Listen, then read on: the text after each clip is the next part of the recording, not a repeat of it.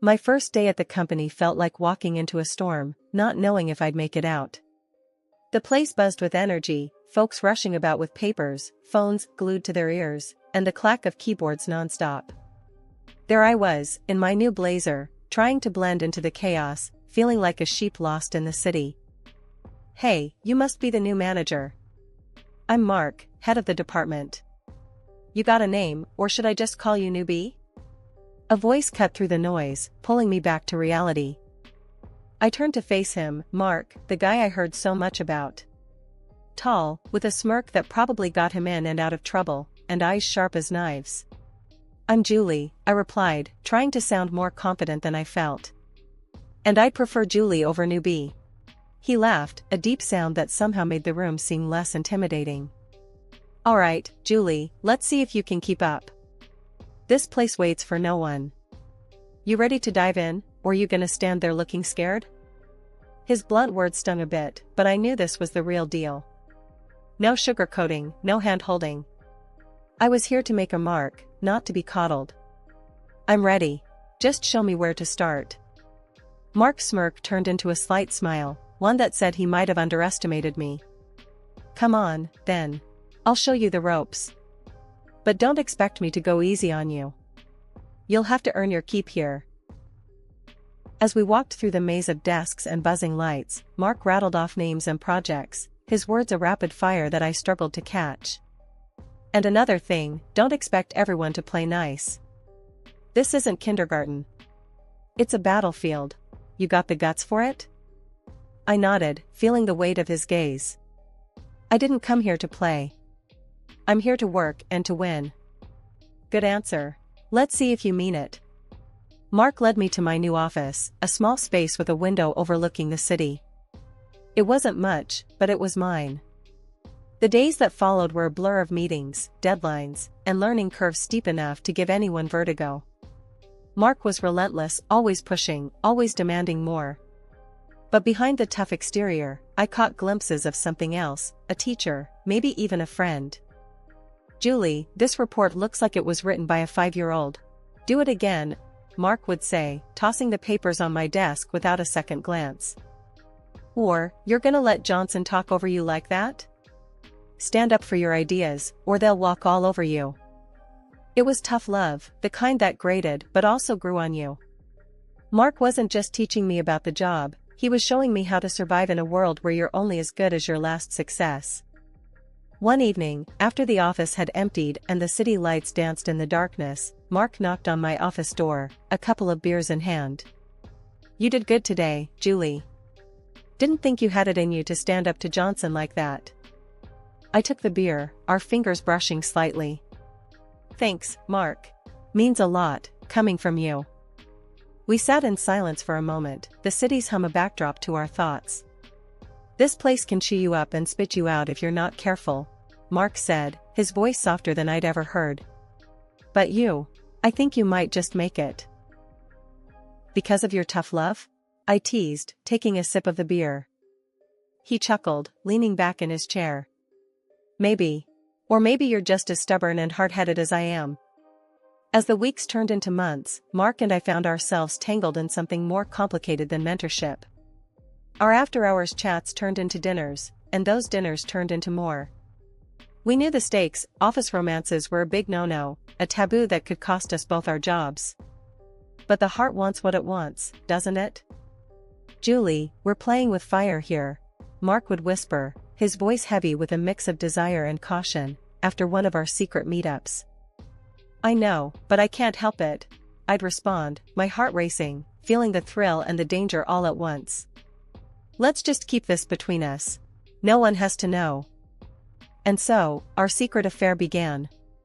We became experts at hiding our feelings in the daylight, saving them for the shadows where we could be ourselves, if only for a moment. The risk made everything more intense, but it was a game of Russian roulette. Every stolen kiss, every whispered promise, was a bullet in the chamber, and we were both playing with the trigger. Life's funny, you know? One minute, you're sneaking around, trying to hide your love like it's some kind of contraband, and the next, you're facing a moment that could change everything. That's exactly how it went down with Mark and me. It was a Thursday evening, the kind of evening that didn't seem special until it suddenly was. We were at my place, a modest apartment that had become our little sanctuary away from the prying eyes of the world. The air was filled with the smell of the spaghetti I had cooked, a simple dish, but Mark swore it was the best he'd ever had. "Julie, you know, this sneaking around is getting old," Mark said out of the blue, his fork pausing mid-air. His voice was casual, but his eyes were anything but.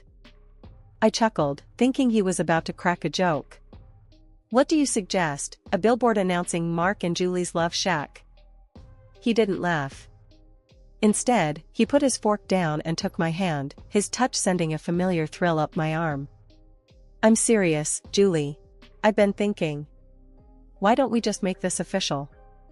Marry me, Julie. Let's stop hiding." The words hit me like a bolt of lightning.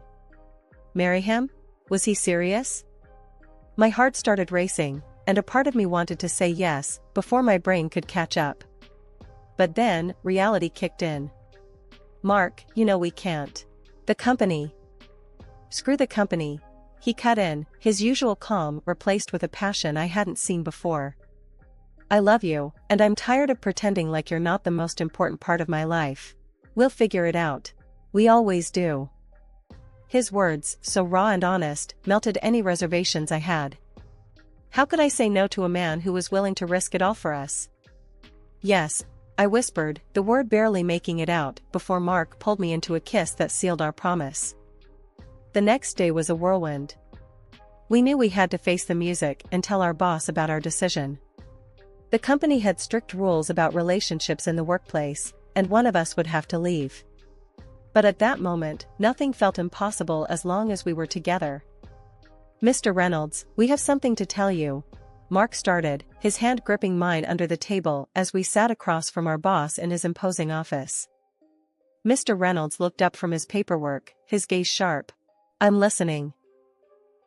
Mark squeezed my hand, a silent source of strength, and then laid it all out. "Julie and I are getting married. We know the company's policy, and we're prepared to deal with the consequences." Mr. Reynolds didn't seem surprised. If anything, he looked like a man who had seen it all. "I appreciate your honesty. You know the rules. One of you will have to resign."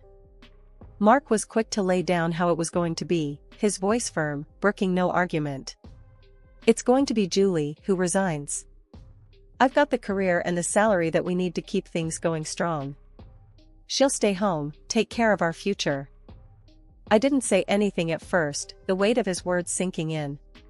Part of me wanted to argue, to say we should find another way. But then, the resolve in Mark's eyes told me this was the decision he believed was best for us.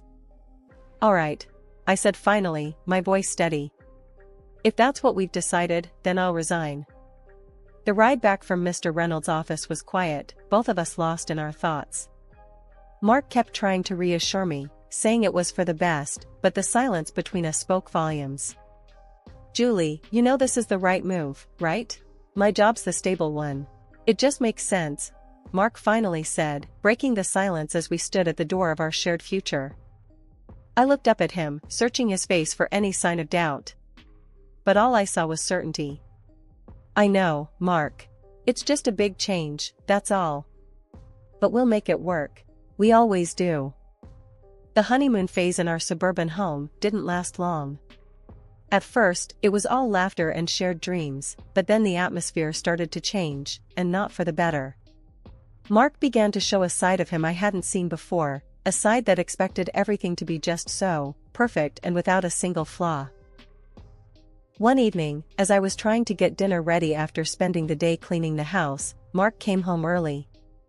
The house smelled like the roast I had in the oven, and I thought it would cheer him up. I was wrong. "Julie, what's this?" Mark's voice cut through the quiet of the kitchen, sharp and cold. I turned to see him holding a plate with a slight frown. "It's dinner, Mark. I tried a new recipe I thought you'd like," I said, trying to keep my voice steady. The tension in the air was thick enough to slice. He took a bite and immediately made a face. "This is what you call dinner? It's bland. Can't you do anything right?" He dumped the plate into the trash with a clatter that made me jump. I felt a sting of tears in my eyes, but I fought them back. "I'm sorry, Mark. I'll make something else," I murmured, turning back to the stove, my hands shaking slightly. "No, forget it. I'm not hungry anymore." His words were a dismissal, and he stormed off to the living room, leaving me alone with my failed dish and a sinking heart. But it didn't stop there. Mark's demands grew by the day. If a shirt wasn't ironed to his liking, it ended up thrown on the floor. If he found a single speck of dust, he'd make a show of wiping it up with his finger and then wave it in front of my face. "What do I keep you around for if you can't even keep the house clean?" he'd say, and each word felt like a slap. One night, he came home late to find me asleep on the couch, waiting up for him. The TV was still on, a low hum in the quiet room. He woke me up, not gently, but by snatching the blanket away. "Why are you sleeping? The house is a mess," he barked, his eyes scanning the room for any sign of disorder. I rubbed my eyes, confused and tired. "Mark, it's 2 a.m. What mess are you talking about?" He didn't answer, just stomped off to our bedroom, leaving me to wonder what I had missed. The next morning, I found a list on the kitchen counter, items he expected to be done by the time he got back. It was like living with a ticking time bomb, never knowing what would set him off next. I tried to talk to him about it one evening, tried to understand where all this was coming from. "Mark, can we talk? It feels like you're always angry with me. What's going on?" He just looked at me, cold and distant. "There's nothing to talk about. I work all day, and I expect to come home to a clean house and a decent meal. Is that too much to ask?" "But I'm trying my best," I said, my voice barely above a whisper. "Clearly, your best isn't good enough." And with that, he left the room, leaving me standing there, feeling smaller and more alone than ever. My attempts to stand up for myself didn't go unnoticed, but they sure didn't go unpunished either. After one particularly heated argument where I dared suggest a divorce, thinking maybe the threat of it would shake him up, he retaliated in a way I hadn't expected. "You want to play tough, Julie? Fine. Let's see how you manage without access to the bank accounts," Mark spat out, his face twisted in anger. The next day, I found out he wasn't bluffing. My card was declined at the grocery store, leaving me mortified and empty-handed. When I confronted him about it, his response chilled me to the bone. "Learn your place, Julie. You don't threaten me. You need to understand who's in charge here." Stuck in a house with dwindling supplies, I felt my independence slipping away. Mark carried on as usual, unaffected, dining out for lunch and dinner, while I was left to scrounge around for whatever was left in the pantry. Feeling desperate, I broached the topic of divorce again, hoping maybe this time it would bring some sense into him. Surprisingly, it did, but not in the way I expected. "Divorce? Are you out of your mind? Do you have any idea what that would do to my reputation?" he hissed. Yet, the day after that conversation, Mark did a complete 180. He came home with flowers, something he hadn't done since our early days, and even arranged a romantic dinner at home, just for the two of us. For a moment, I let myself believe that maybe, just maybe, this was the turning point. Maybe he realized what he stood to lose. Maybe this was him trying to make amends. But like a mirage, that hope vanished as quickly as it appeared. The gentle, attentive man who brought me flowers was gone, replaced once again by the cold, demanding stranger I'd come to live with. It was a cruel game of emotional whiplash, one that left me more confused and isolated than ever. Mark's parents, bless their hearts, saw none of this. To them, we were the picture-perfect couple, living out a suburban dream. Whenever they came around, I played the part, smiling and nodding, while Mark played the doting husband. But heaven forbid I slip up, show a crack in the facade. The consequences, as Mark liked to remind me, were swift. One night, after his parents left from one of their visits, Mark decided my performance hadn't been up to par. "You could have been a bit more enthusiastic tonight. My parents think we're happy, Julie. Don't ruin that," he said, his tone icy. When I tried to defend myself, to explain that I was doing my best, it only angered him more. "Your best? That's your best? Maybe you need a night on the sofa to think about what your best really means. And just like that, I found myself banished from our bedroom, lying on the sofa in the dark, wondering how my life had come to this. Winter hit hard that year, turning the streets into skating rinks overnight. I remember thinking I should be careful as I headed out to the store, but caution wasn't enough to keep me on my feet. I slipped on the ice, felt a sharp pain, and then nothing but the cold seeping through my coat as I lay there, waiting for help. Passers-by were quick to call an ambulance, and I spent the day in a blur of x-rays and doctors telling me I'd broken my leg. By the time they put me in a cast and sent me home, it was already dark. I tried calling Mark from the hospital, tried to tell him what happened, but all I got was his voicemail. So, I sent him a message and hoped he'd understand. The taxi dropped me off at our house, and I hobbled to the door, leaning heavily on my crutches. The moment Mark opened the door, I knew something was wrong. His face was twisted in anger, not concern. "Where have you been? I come home to no dinner, and you're nowhere to be found," he barked, before even greeting me. I was in shock, pain throbbing through my leg, as I tried to explain. "Mark, I broke my leg. I've been in the hospital all day. Look." I lifted the edge of my coat to show him the cast, thinking surely this would soften his anger. But it didn't. "Excuses, Julie. Always excuses with you.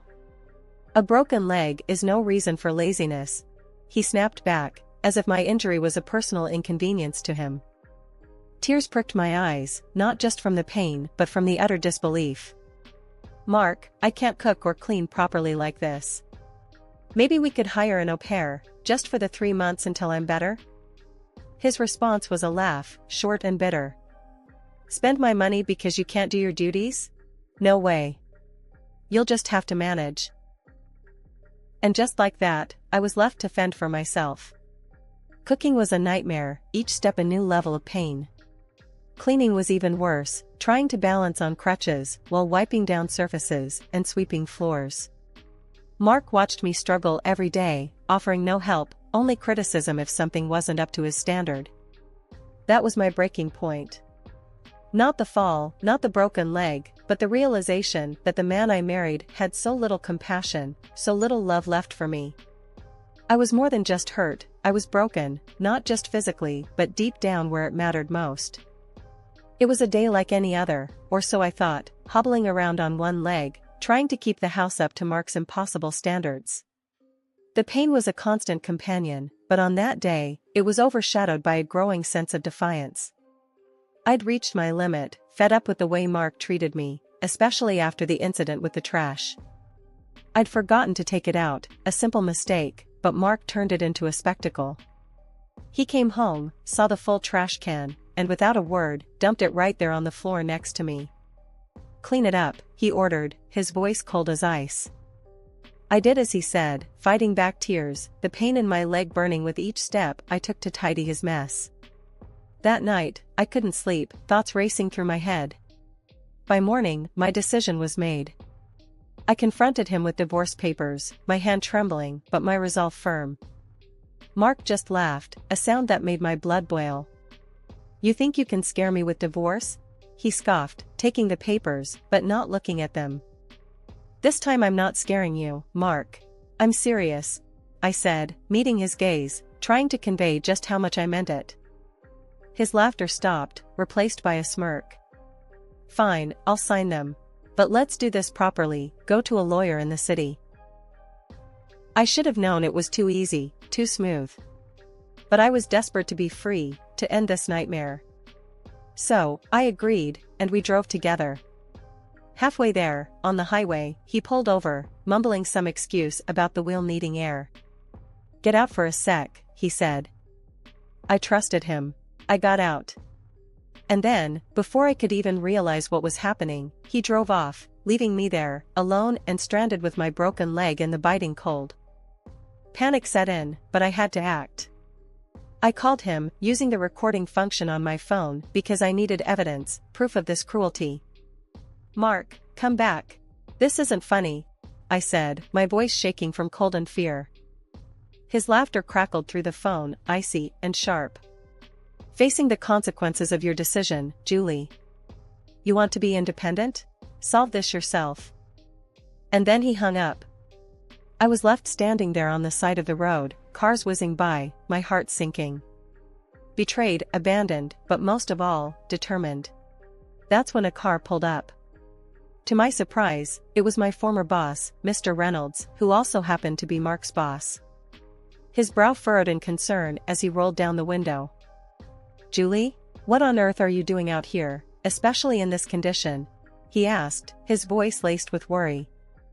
I hesitated, not sure where to start or how much to share. But then, the floodgates opened.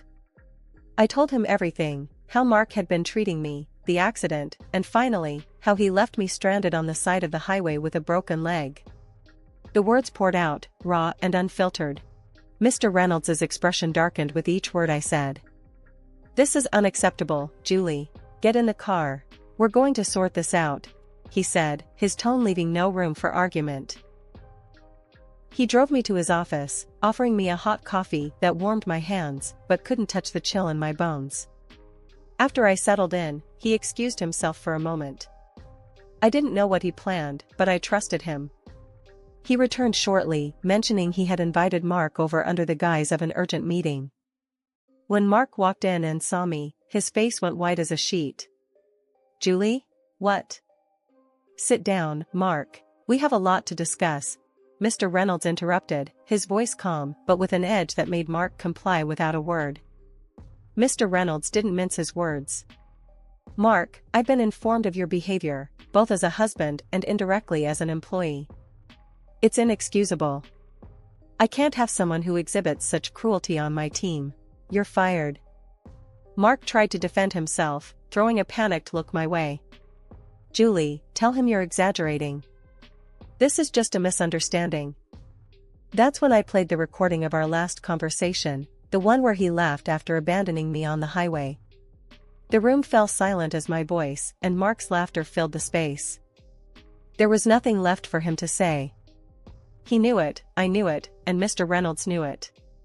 Mark left the office, head hung low, the finality of the situation settling around us like a heavy cloak.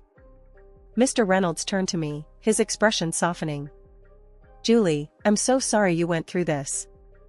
If there's anything I can do. Thank you, Mr. Reynolds. Just this. Listening to me, believing me. It's more than I could have asked for, I said, the weight of the past months starting to lift ever so slightly. He nodded, understanding. You're welcome here, Julie. Take some time to heal, and if you ever want to come back, your job is waiting for you. Finally, it was over. The court didn't just grant me the divorce, they ordered Mark to pay me $100,000 for all the hell he put me through. Having that recording was a game changer, it was the undeniable proof that swung everything in my favor. When Mark's parents heard the whole story, they couldn't even look him in the eye. They came to me, all apologies and sorrowful faces. We're so sorry, Julie. We had no idea. I told them straight. You've got nothing to apologize for. It's not your fault he turned out this way. But inside, I felt a bitter sort of satisfaction knowing they saw Mark for who he really was. Losing his job was the cherry on top. Mr. Reynolds didn't waste any time showing Mark the door, and he made a point of telling me I was welcome back anytime. So, I went back to work, back to something resembling a normal life. It felt good, walking into the office, knowing I'd stood my ground and came out the other side stronger. With the divorce settlement, I rented a cozy apartment, a little place just for me. It wasn't just a new home, it was a fresh start, a place where the shadows of my marriage to Mark couldn't reach me. As the days turned into weeks, and weeks into months, the memory of Mark and all the pain he caused began to fade. I threw myself into work, into rebuilding myself and my life. I made new friends, rediscovered hobbies I'd forgotten I loved, and began to enjoy life again, on my own terms. Sometimes, colleagues would tiptoe around the subject of my divorce, but I'd just laugh it off. That chapter's closed, I'd tell them. I'm all about the next adventure now. And it was true. For the first time in a long time, I felt like I was in control of my destiny. Mark had tried to break me, but in the end, he was just a footnote in my story, a bad memory fading into insignificance.